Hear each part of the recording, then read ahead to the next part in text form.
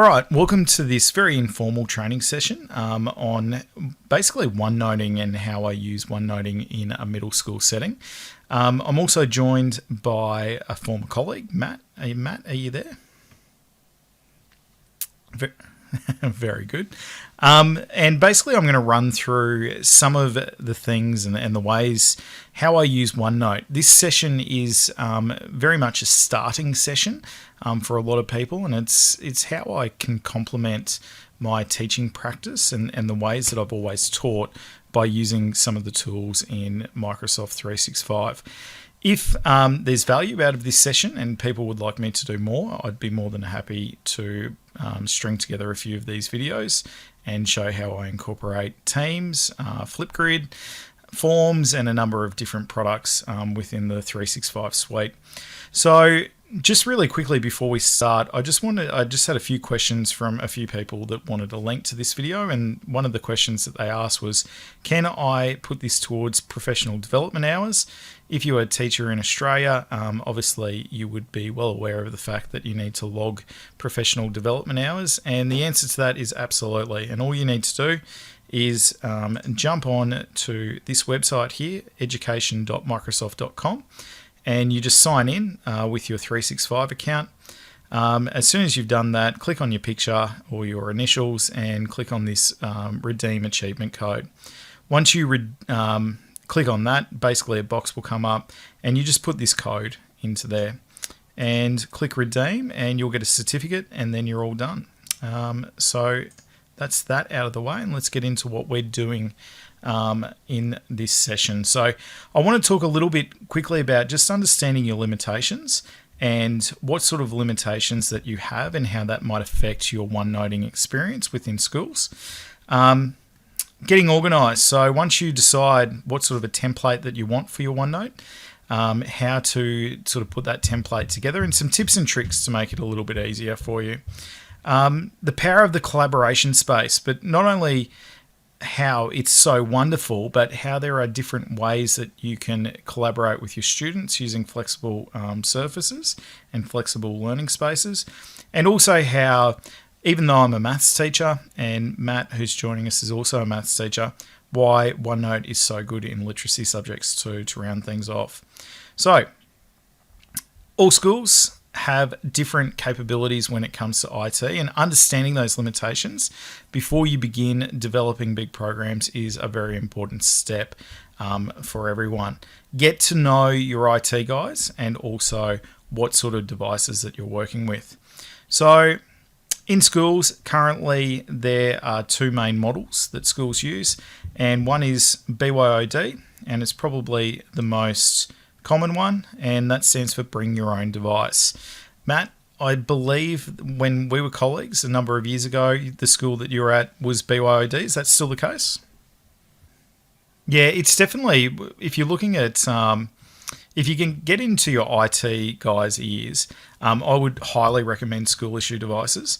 Not iPads though. I think that they definitely need. We currently run with HP shells. They've got Ryzen 5s in them for students and 16 gig, and they do a wonderful job.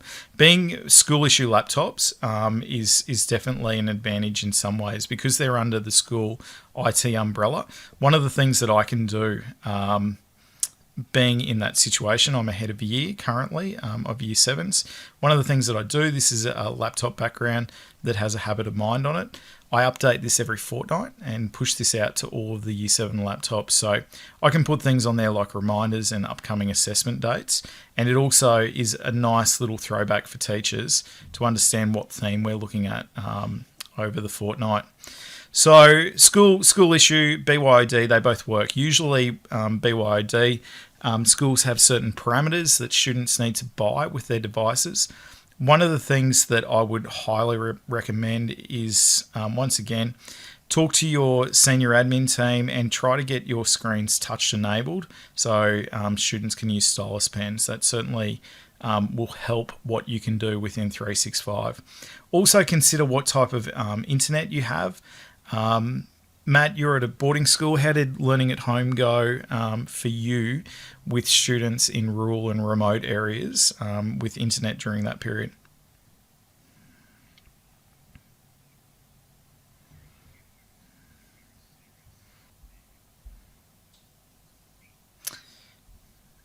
Yeah, and I think we're lucky. We're in 2021, and I think for most people, internet seems to be one of those things that's getting a lot better. One of the things, though, obviously working in OneNote, you've got to remember that syncing at home process, and it's obviously something that you want students to be able to do. As much as they can, being up to date with the latest OneNote that you're pushing out. Screens and projectors are interesting ones. Prior to the school that I'm at, I always used projectors. However, I'm currently using BenQ flat panel displays, and they're excellent. The capabilities of those, there's a lot of different things that you can use there. So let's get into templating and looking at your OneNote, creating a course for yourself. So the very first thing that I would like to emphasize in this process is consider what type of teacher you are right now. If you don't use OneNote extensively within your classroom, consider what type of a teacher you are. I always say, particularly to older staff that I train, that it's really important to take the good parts of your teaching and use technology to enhance them. Okay, don't put those to the side. Do what's worked for you in the past and find ways that technology can complement your teaching style. So I'm just going to quickly flick over to what my classroom looks like right now. This is my classroom, my day-to-day classroom that I teach in. I apologize for the mess. It is quite messy at the moment, but you would be able to notice that there's plenty of writable surfaces in here. So I've got 3 big whiteboards, and then I've got the BenQ flat panel display in the middle. All of the desks are writable surfaces, and it is very much a flexible learning space in the fact that students have options as whether they want to be on high tables or a group setting or sort of in a central location around here. One of the things that I absolutely love about this, and one of the things that I love about my teaching now, is the fact that there's a lot of collaboration that happens between students, and there's a lot of peer learning that goes on. So you could have a student here, let's just say that Rob sits here, and he's collecting some like terms, and he's killing it, as he has always done, and Matt is over here, but he's struggling. Sorry, Matt. But he's over here, he's struggling. But because we're using whiteboard markers, and I've got a big stack of whiteboard markers over here in the corner of the room that students access when they come in, Matt can see what's happening over here. So he's naturally learning from what I'm doing here.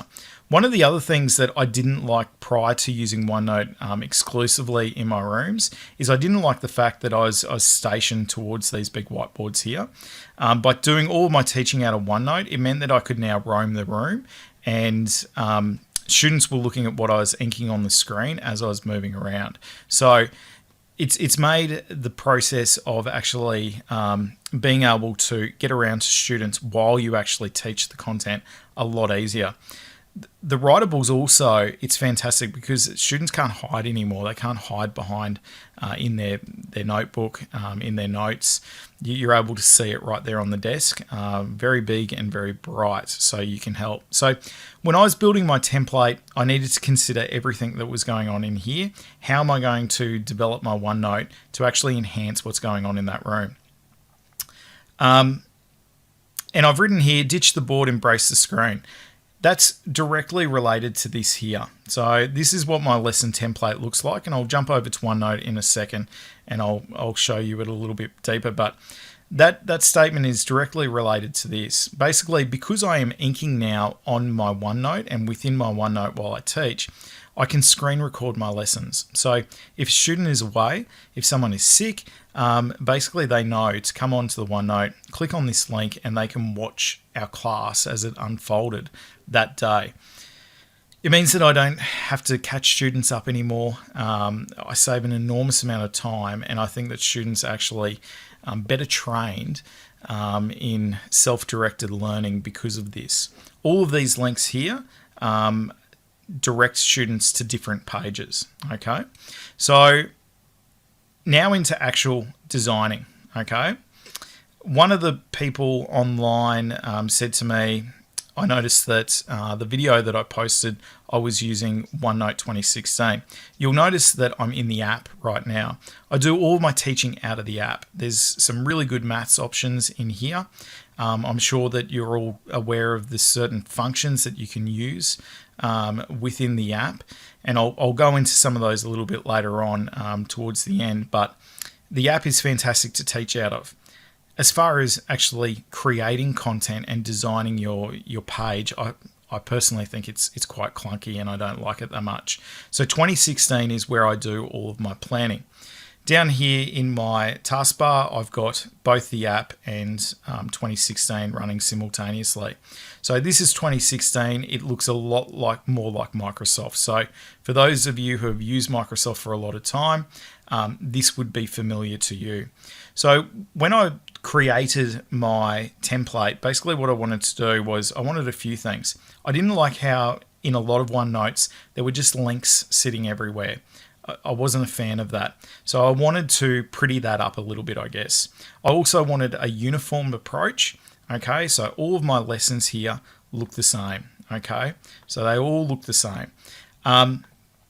And the other thing that I really loved with middle school students is they'd run in from lunchtime, they'd be hyped up, and in the past I'd always get them to copy out some notes just to bring them back down a little bit and get them ready for learning again. So for me, having this here, these whiteboard notes, was very important. And that was, it's a time-consuming process, but it's great once you get there. So for 1 year, I just spent time taking a picture of my whiteboard notes in the classroom and just putting them on my OneNote. Now it's fantastic because I can go, all right, guys, this class needs to settle down a lot, so I'm going to get them to copy out a little bit more than what I usually would. Let's get them to copy out that, and I'll put that on the screen and they'll copy that out. Whereas if it's class that's a little bit, I guess, more extended, I might go, you know what, these guys are pretty good. Let's just do the learning goal and a few things and get straight into it. So having those whiteboard notes there has been really important for me and continuing what I'm good at. And then below that, I've basically just got some grid paper. And the grid paper itself is just used. This is what I use when I'm teaching on the screen, inking and walking around the room. So I'm just writing in what we're doing that day, and I'm writing up questions, and I say, all right, guys, we're going to do this question here, okay? Write that down with your whiteboard markers, and then I'll go through the solutions and we'll get into it, okay? So having those sort of three distinct areas for me was how I wanted to design my template. Just some ways that you can make this template quicker, okay, and you can create these things a little bit faster. I'm going to go through a couple of those now. You would know if you've used OneNote in the past that tables in OneNote aren't really tables, they're horrible. So creating actual JPEGs for me solved that issue of having a OneNote page that had tables that it had created itself and just didn't look that good. But the first thing you should do before you start is click on Draw and go to where Shapes is and click the down arrow and make sure Snap to Grid is turned off. I hate Snap to Grid. It basically tries to put everything in a box, whereas if you turn it off, you can move anything wherever you want. So, tables. All I do is I go into Excel and I create a table. So this is a table if I was going to create a new OneNote template that I might use. So I want kids to write down their learning goals. I'm going to get them to watch a video before they come into class. We'll call that the prepare phase. While they're in class, they're going to be learning different things that they can self-direct themselves to. And then at homework, I'll probably put a document here with some short questions that I'd like them to do at home. So I've created that table. I'm going to copy it, and then I'm going to drop it into a blank Word document. Okay, so I'm just going to copy and paste it into here. And now I'm going to copy it again. And some of you might go, well, why are you doing that? And I'm going to show you right now why I'm going to do that, because I'm going to drop it into Paint. Yes, it is 2021 and I'm using Paint, but you know what? I'm proud of it because Paint is so easy, and for doing this, it makes this process really quick. So I'm just going to select this now, okay? And now it's a JPEG, okay? And I can come back to my OneNote and I can just drop that into my OneNote, and it's a picture, okay? And I can do whatever I want with it. When you drop in images to OneNote, they'll put them in a text box for you. It's a nice sediment, but I don't like anything being in a text box unless it has to be. So just move it outside of the text box and then bring it back, and then you no longer have that text box restriction there. The other thing that you can also do is you can make a page template, okay? OneNote has a few of those. In mine, I've got this math science one, okay? So before you start, you might go, you know what, I just like that little background there, and I'm going to use that first, okay? So I've put in my template, okay? And now I just want to make some simple buttons, basically, that is going to link students to some of these. So these are really simple to make. All you need to do is you just go into Paint once again, and I want students to practice some understanding and frequency questions, some problem solving and reasoning questions, and maybe some extension questions. And all I'm going to do is just put a little box around that to make it nice and pretty, because everything's got to be pretty and neat. Isn't that right, Matt? And then we just copy and paste these in here, guys. Okay. And if I'm just going to demonstrate, if you've got snap to grid on at the moment, what a nightmare this is. So if I've got snap to grid on here, you'll see that I just can't get that to sit in between those two lines, which frustrates me to no end. So turn snap to grid off, and look at that. We can just move that freely as much as we want. So you're just basically going to put in these links, okay? At the moment, the links obviously aren't active, and they're just dead links, we'll say. But once I put these all in, and you might want to put in a link for your prepare phase as well. So let's just make one for that. Let's call it intro video.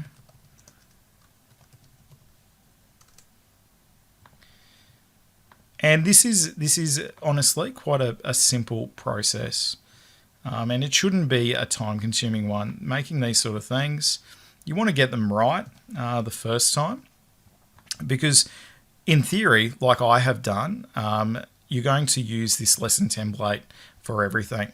Up here, when you change your learning goals, you could handwrite that with your stylus, or you could say, you know what, I just want to put a text box up here. And you'll notice that the text box has disappeared. So I'm just going to click on this and change the order of it. Okay, and send that to the back. And there we go. There's my text box again. And I can now move that text box, okay, to the right position and resize it. And then for each lesson, I can just type my learning goal in here.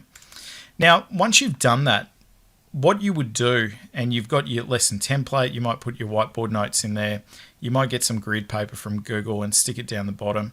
Once you do that, then you just want to copy this page. Okay, so you come over here and you click on it, you press Control-C, and then you can copy it as many times as you want. That's essentially what I've done in my lessons here in my units. To organize them better, I've made sub-pages. So if you make a sub-page, then all of a sudden they can collapse that and arrange it into different places. Linking these is super easy too. So all you need to do is click on it, right click, go to link, and then you know what, this is going to my video, so let's link it to that. And these are going to be linked to different pages where I'm going to drop questions for the kids. Okay, so I just go down to the page where it's at, and I do that. And then all students need to do to enable these links is hold down Control on their keyboard, and then the little hand appears and it will link you to wherever those links are. Isn't it nice when technology works? Okay, so that's very good. Getting used to this back button is really important. So in my lessons, so let's just go here. Basically, if we go back to the like terms lessons, what I would like students to do is once we've done the actual explicit teaching and they've been working on their writable surfaces, I will then ask students to self-direct themselves to questions where they need help. So what I mean by that is if I've got a student who's struggling with just the nuts and bolts of the topic, he would go to the UF questions. So that's understanding and frequency. So he would go to here and he would be working in his exercise book on these questions. If I've got a student who's all over that, and they're ready to move on to worded questions, he'd go to the PSR questions, so problem solving and reasoning. Okay. The only thing that I would change if I was doing this again, rather than copying questions out of a textbook and putting them in there, I would rewrite them so that they could access this through the immersive reader, and that would help you with your differentiation. And then there's obviously extension there, and then there's solutions as well. So whenever students are using this within my class, there's that self-guided path as well. Okay, so we've got the initial explicit teaching where they're using those writable surfaces and we're going through different questions together. And then once we move away from that, we're moving into that sort of self-guided learning. Okay, so yeah, absolutely.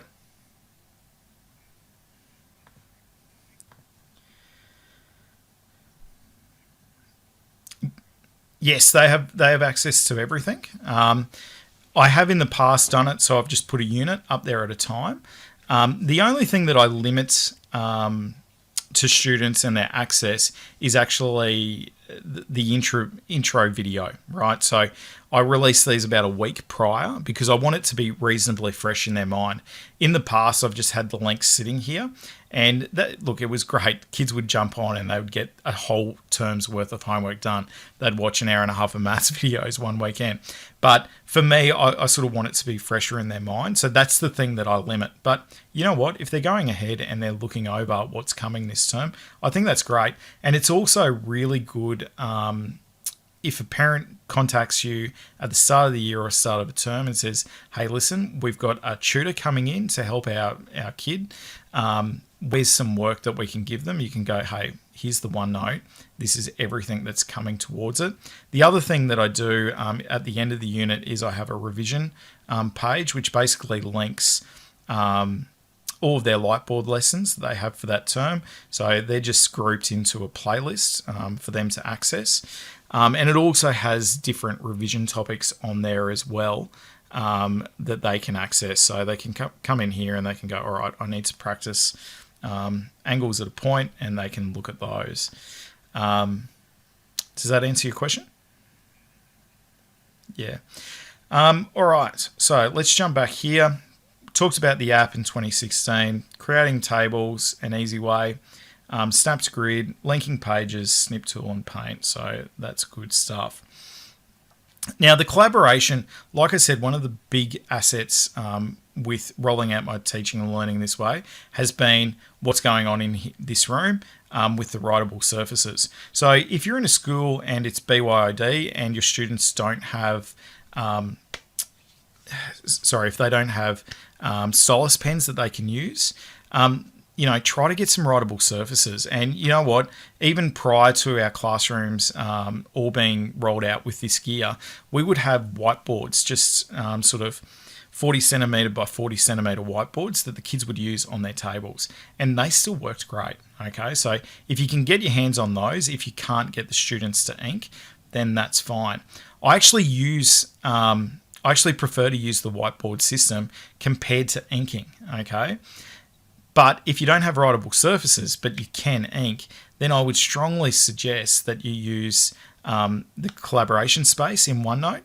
And my only advice when you use the collaboration space or Microsoft Whiteboard is that set it up for the students. Okay, so what I mean by that is if I'm going to set up the collaboration space, let's just say that this page here is the collaboration space. What I would do is I would go onto Google and I'd go, right, you know what, I need a grid, okay? And I'd get a piece of paper or a PDF that is, say, a 4x4 grid or a 3x3 grid. And you would put these grids on your collaboration space. And you could here go, okay, guys, I want you to do this question, and I'm working on this one. So I'd write Rob there, and I'm at the front, I'm still linking, and I've put up a question, okay? And the question could be 4b plus 6 plus b plus c, okay? And I need to collect like terms here. And I go, okay, well, that's going to be 5b plus 6 plus C, okay? And Matt has got this box here, okay? And if this student's struggling, they can go, okay, what's somebody else doing? And they go, oh, okay, here's Rob. Okay, yeah, I get that, okay? So it gives students a way to see what's happening. They're all working on their individual devices. However, they can still get a really good snapshot of what's going on with the class.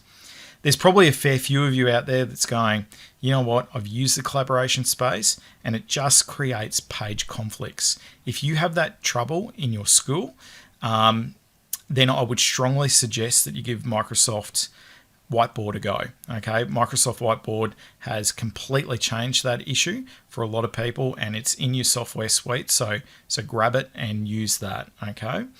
As far as teacher collaboration goes, there's a few tips that I would suggest that you think about working collaboratively. It's late in the night here in Australia. That you work together with your teachers as far as collaborating with them goes. I've put here when OneNote isn't enough. I see a lot of teaching teams have 6 different OneNotes across 6 different classes. To me, that just means that people aren't sharing as much as they should be. So how we structure our OneNote amongst my team and amongst our faculty, our mathematics faculty, is we have one OneNote. So this is my 7 mathematics OneNote, and every student is in this OneNote and every teacher is in this OneNote. Now, the thing is that we all have our own teaching section. So this is my teaching section, okay? It says Mr. Wheel. This is one of my colleagues' teaching sections. So I can see what they're doing and she can see what I'm doing. But more importantly, kids can go, you know what? I don't really get what Mr. Wheel's talking about here. I'm going to jump over to Miss B4's section and I'm going to have a look at what she's doing. And I'm going to try and get some tips from her, okay? So I'd strongly suggest one notebook for the whole year level. And then all teachers have a section within that, okay? For older teachers, that really helps too. I've worked with a few older teachers that aren't really sure about how the OneNote works, and they go, hey, listen, can I just work out of yours? And obviously that's completely fine.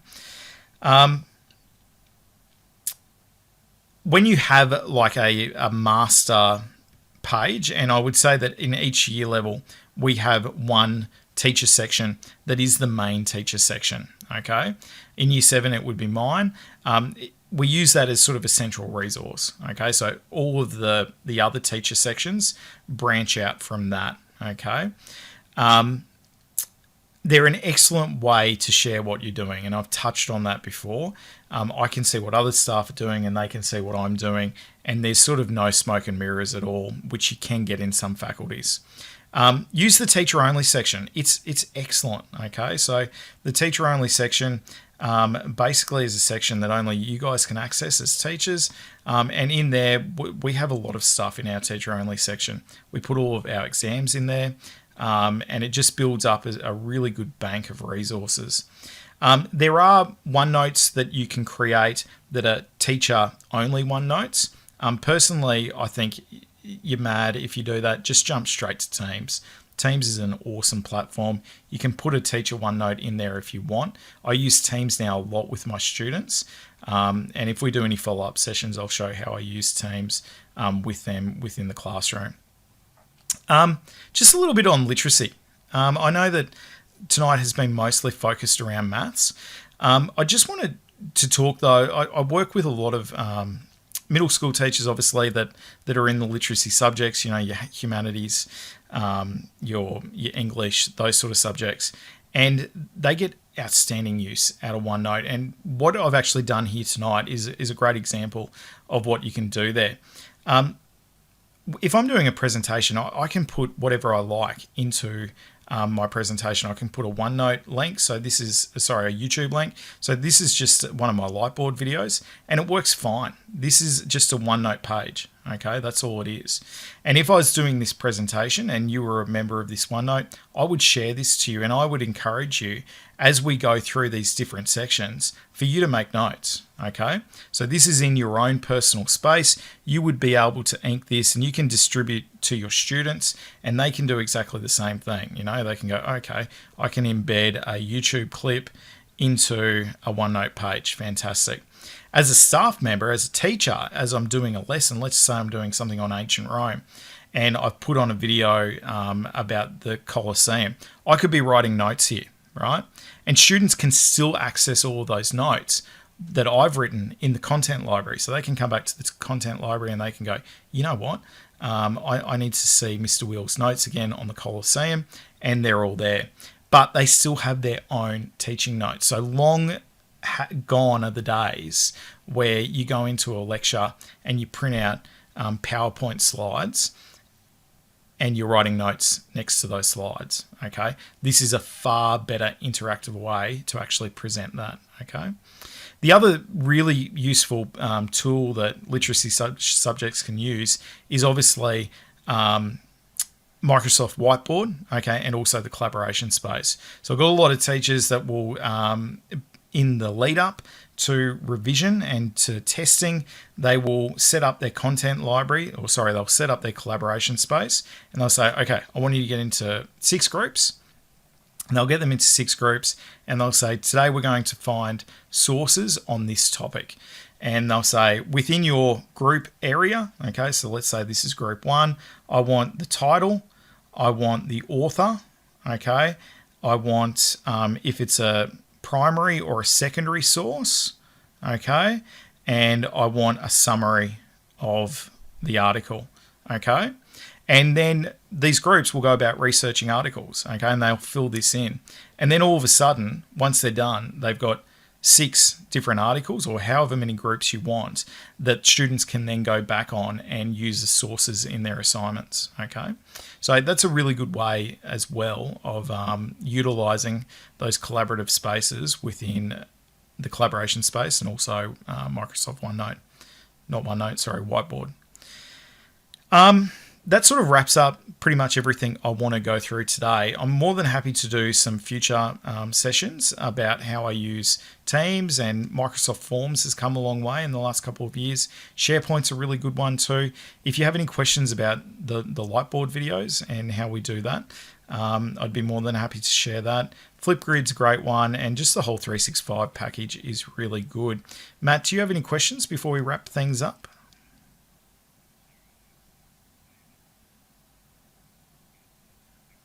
No worries. Yeah, and look, one of the things I wanted to do, I wanted to make textbooks redundant. They're taking their laptops back and forth every day to school, and I just thought that it would be great if they had a central location where they could access links and further help. So for me, this has worked really well, and I hope you guys have taken a little bit out of it today. And hopefully you'll hear from me again in the not so distant future. Be more than happy. If you've got any comments, please let me know. Just contact me or respond to the thread that I've put this link in, and I can answer any of your questions. Thanks again, guys, and we'll see you soon.